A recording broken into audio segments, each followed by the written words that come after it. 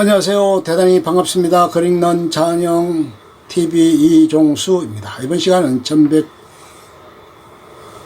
1117번째 시간으로 사일런스라는 글을 읽어드리겠습니다. 사일런스, 혼혈 왕자. 마틴 스콜세지 감독의 작품으로 앤드류 갓필스, 리암 니슨, 아담 드라이버가 출연한 종교 영화이다. 엔도 슈사쿠의 근대 일본에서 기독교의 탄압과 선교사의 순환과 종교적 성찰을 그린 소설 침묵 1966을 원작으로 만들어진 영화이다. 이 영화를 보게 된 경인원 요번 독서 모임에서 지정된 책 한국전쟁과 기독교를 읽고 우리나라 기독교에 대한 토론 중에 친구 C의 강력한 추천이 있어 찾아보게 된 것이었다. 왜 우리나라와 가장 가까운 위치에 있고 기하도 빠르고 서양 문물도 받아들이는 그 부분도 드라이어 속도도 빨랐던 일본의 기독교가 우리나라와 같이 많은 신도들이 없을까 하는 궁금증을 해소시켜 줄 수 있는 영화라는 것이었다. 찬미하여라 우리 주 예수 그리스도를 외치며 뜨거운 유황 온천수가 솟아오르는 장소에서 신자들이 고문을 당하고 있는 장면을 페라이라 신부 리암 니슨가 바라보는 것으로 영화는 시작된다. 1933년 일본 사마바라의 난이 진압되고 얼마 되지 않은 시기로 한 줌의 평화도 없는 상태였다. 그들은 구멍 뚫린 국자로 뜨거운 유황 온천수를 조금씩 떨어뜨리면서 고통을 최대한 길게 주며 고문을 하였다. 나카사키 수령은 지옥이라 불리우는 운전에서 신부들에게 배교 대신 엄청난 고통을 주었다.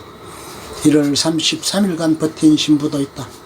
포르투갈에 있는 예수회 빌라냐뇨 신부는 몇 년 뒤에 도착한 페레이라 신부의 편지를 통해서 그가 일본에서 배교를 했다는 소식을 받는다. 페레이라의 제자이었던 로드리게스 신부, 앤드류 가필드와 가루페 신부, 애덤 드라이브는 직접 일본으로 들어가서 선교사업과 함께 페라이라 신부의 소식을 직접 확인하겠다며 도와줄 것을 빌라나뇨 신부에게 부탁한다. 마침내 1640년 5월 25일 중국인 미스터 춘을 통해 마카오에서 일본 사람 기치지로 구보츠카 요스케를 만나게 된다. 그가 바다에 필요한 것을 포르투갈 선원들이 구조에 데리고 왔다. 나카사키가 고향이며 영어를 조금 한다. 당시 일본인이 영어를 하는 것으로 보아 크리스찬임을 짐작하게 한다. 하지만 정작 기치로에게 크리스찬이라고 물어보자 아들짝 놀라며 강하게 부정한다. 가루페와 로드리게스 신부는 기치지로와 함께 일본에 도착한다. 기치지로는 도착하자마자 바로 사라져버린다. 횃불을 든 노인이 나타나 지금 도착한 장소가 도무기촌임을 밝히고 지금 상황이 너무 위험하다고 말해준다. 지금 신부들이 잡히면 바로 처형되고 자기들 역시도 만일 크리스탄이라는 사실이 알려지면 죽는다며 두려움에 떨고 있었다. 그들은 현재는 노인정을 주축으로 저녁에 몰래 모여 기도한다. 노인정이 하는 것은 단지 세례뿐이다. 이곳의 이노우의 수령은 크리스찬을 고발하면 언전 100냥, 크리스찬 모임을 고발하면 200냥, 신부를 고발하면 300냥의 현상금을 걸고 있다는 사실을 이야기해주며 조심할 것을 당부한다. 로드리게스는 목에 걸었던 십자가 목걸이를 준다. 로드리게스와 가루페 신부는 낮에는 움막에 숨어 있다가 밤에 몰래 마을에 내려가서 신자들을 만나 선교를 한다. 깊은 밤 몰래 조용히 미사를 드린다. 그러던 중 교토에서 두 사람의 신자가 찾아왔다. 교토에도 와달라는 부탁을 하기 위해서 온 것이었다. 도망쳤던 기치지로는 8년 전 배교했지만 여전히 크리스찬으로 남아있었다. 도모기촌에도 신부 한 명이 남아있어 달라는 부탁으로 로드리게스 홀로 교토로 가게 된다. 두 명의 신부의 노력으로 신자들이 조금씩이나마 점점 늘게 된다. 그들 신자에게 로드리게스는 여러 가지 다양한 신앙의 정표를 주었다. 하지만 기치지로는 받지 않는다. 기치지로는 어느 날 자신은 살기 위해서 예수의 얼굴을 밟고 배교했다고 고해를 한다. 이때 이노우의 병사들이 촌장을 잡아갔다는 소식을 듣는다. 촌장과 마을 사람들은 자신들을 절실하게 부처를 믿는다며 이야기한다. 병사들은 사흘의 여유를 주고 그 이후에 촌장과 3명을 잡아가겠다고 한다. 마을에 의해서 잔반 의견으로 시끄럽다. 촌장은 자신과 목기치 외에 인질로 2명을 더 지원받는다. 주님의 영광을 위해서 마을 사람들은 기치지로에게 인질로 가달라고 부탁한다. 목기치는 로드리게스 신부에게 수령이 성화를 밟으라고 하면 어떻게 할지 물어본다. 로드리게스 신부는 밟으라고 했다가 가르페 신부가 반대하자 다시 의견을 번복한다. 목기치는 자기가 직접 만든 조그만 십자가를 로드리게스 신부에게 준다. 사흘 후 마을을 찾은 병사들은 성화를 밟으라고 명령을 한다. 촌장을 비롯해 4명 모두 명령대로 했으나 이번에는 십자가에 침을 뱉고 성모는 창렬하고 소리치라고 요구한다. 기치지로는 침을 뱉고 성모를 욕했으나 나머지 3명은 차마 그렇게까지는 하지 못하고 끌려간다. 로드리게스 신부는 침을 뱉고 살아남은 기치지로도 괴로웠을 것이라고 생각한다. 병사들은 촌장과 3명에게 술을 먹이고 바닷가에 십자가에 묶인다. 밀물이 들어오면서 2명은 바로 익사한다.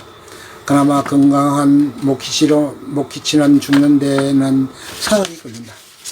병사들은 천주교식 장례를 막기 위해서 병사들이 시체를 지켰고 화장을 시켜서 죄를 바다에 뿌려버린다. 계속 신부들을 잡기 위한 수색이 계속되자 결국 가르페 신부는 히라도로 떠나고 로드리게스 신부는 교토를 향해서 배를 타고 떠나간다. 로드리게스 신부가 다시 도착한 교토의 해안마을은 아무도 살지 않는 고양이들만 가득한 폐허가 되어버렸다. 로드리게스 신부는 하나님의 침묵에 두려움과 고통스러움을 경험한다. 그곳에서 숨어 살고 있는 기치지로를 다시 만난다. 로드리게스 신부는 심한 갈증과 탈수 증세로 쓰러진다. 기치지로가 안내한 냇가에서 물에 비친 자신의 모습에서 예수의 환영을 본다. 기치지로의 고발로 이노우의 병사들에게 잡혀간다. 먼저 잡혀온 다른 신자들을 만난다. 그들은 성 아우구스티노의 어머니 이름을 세례명으로 쓰는 모니카 후안 운전에서 죽은 신부의 이름 등을 쓰고 있는 사람들이었다. 로드리게스 신부는 잡혀있는 사람들이 너무 죽음을 앞두고도 침착한 태도에 너무 충격을 받는다. 그들은 후안 신부가 죽으면 천국에 간다는데 천국에 가면 힘든 노동과 굶주림도 없어 여기보다 좋다고 하는데 죽음이 좋은 게 아닌가 하고 되물어본다. 사로잡은 관리가 그들에게 마음만 고쳐먹으면 다시 돌아갈 수 있다면서 시간들을 줄 테니 고민을 해보라고 한다.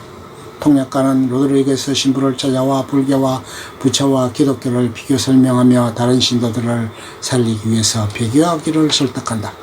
여러 명의 관리들 앞에 끌려간 로드리게스 신부는 자신은 일본의 진리를 가져왔다며 진리는 세계 어느 곳에서나 공통으로 인정되는 것이 진리며 만일 일본에서 기독교가 뿌리를 내리지 못한다면 자신의 나라에서도 마찬가지가 되었을 거라 말한다. 일본 관리는 나무의 종교를 비유하여며 같은 나무도 땅에 따라서 자라는 크기의 차이가 있고 자라지 못하는 땅도 있음을 말한다. 하지만 신부는 땅에는 문제가 없었고 그 전거로 과거 일본에 30만 명의 기독교 신자들이 있었다는 사실을 든다. 하지만 땅에 독이 퍼져 그런 거라 설명한다. 로드리게스 신부가 이노우에를 자신이 직접 보겠다고 요구하자 마을 수령이 자신이 이노우에라 말하며 웃는다. 감옥으로 기치지로를 찾아와 협박으로 인해 어쩔 수 없었다고 소리치다 툭 뜬다. 다음날 기치지로는 신부에게 다시 고해를 하고 싶다고 한다. 신부는 기치지로에게 사제가 어떤 의미인지 아는지 물어본다. 로드리게스 신부는 기치지로를 악이라 판단할 가치조차 없다고 생각하며 예수에게 사죄한다. 끌려 나온 다른 신자들에게 관리들이 성화를 밟으라 명령한다. 단지 그림뿐인 것이라며 믿음과 관계없는 일이라며 발만 살짝 대기만 해도 좋다고 설득하지만 아무도 밟지 않는다. 그러자 병자들이 그중 한 명의 남자를 끌고 나와 칼로 목을 잘라 죽여버린다. 잘린 머리와 대굴대굴 로드리게스 신부 앞에까지 굴러온다. 관리들은 기치지로를 데리고 와서 성화를 밟는 시범을 보여주고 즉시 그를 풀어준다. 로드리게스 신부는 그 모습을 보고 울음을 터뜨린다. 이노우에는 다시 로드리게스 신부를 만난 자리에서 다이미오 4명의 첩 이야기를 해준다. 4명의 첩을 포르투갈, 스페인, 네덜란드, 영국으로 비유한다. 충녀의 구애와 승려의 이야기를 종교에 비하여 다시 말한다. 통역가는 신자들을 끌어내어 해변가에 데려가며 로드리게스 신부도 함께 동행한다. 멀리서 가르페 신부와 신자들이 잡혀 끌려오는 모습을 보여준다. 지금 가르페가 배교하면 4명의 배교한 신자들을 살 수 있다고 말해준다. 하지만 결국 가르페는 배교하지 않고 그들과 함께 바다에 빠져 죽는다. 그런 모습을 보고 있던 통역관은 신부에게 말한다. 참으로 고약한 일이다. 일본의 기독교를 퍼뜨리겠다는 당신들 같은 신부들 이기심 때문에 죄 없는 수많은 일본인들이 죽었다. 이것은 당신들이 일본에 들어와 무리하게 선교해서 벌어진 일이다. 그들은 다시 신부를 일본 절에 데려온다. 시간은 과거로 돌아가서 당신이 구할 수 있는 사람들을 생각하라며 거꾸로 매달린 페라이라 신부를 설득하는 모습이 보인다. 끝. 좋으면 좋아요, 구독, 알림 설정 눌러주세요. 감사합니다.